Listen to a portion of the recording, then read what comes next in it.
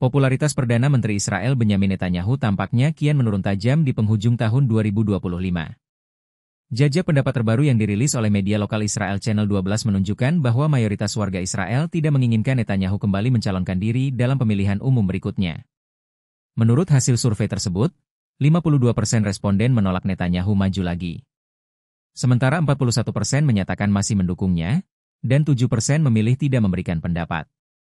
Angka ini memperlihatkan penurunan signifikan dalam dukungan terhadap Perdana Menteri paling lama menjabat dalam sejarah Israel itu.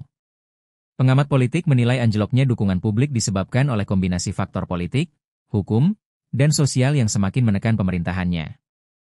Alasan popularitas Netanyahu merosot. Salah satu penyebab utama adalah serangkaian kasus korupsi yang menjeratnya.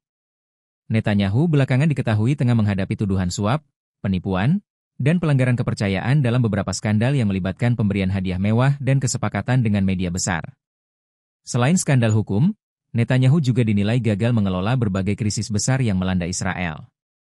Pada masa pandemi COVID-19, pemerintahannya sempat mendapat pujian, namun kemudian menuai kritik karena kebijakan yang tidak konsisten dan dianggap lebih politis daripada berbasis sains.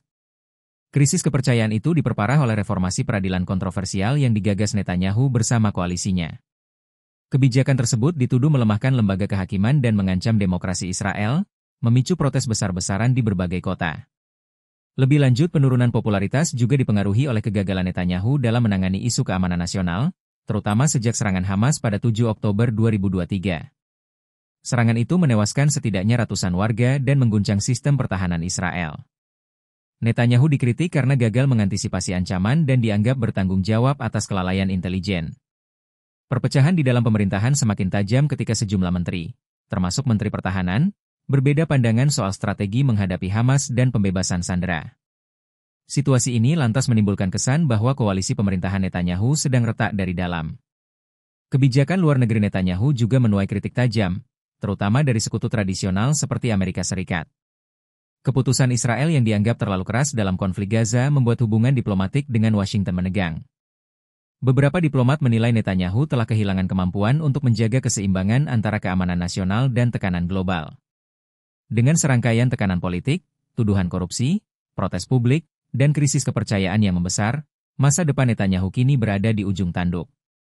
Banyak warga Israel menilai sudah waktunya bagi negara itu untuk melangkah ke babak baru dengan kepemimpinan yang lebih segar dan kredibel.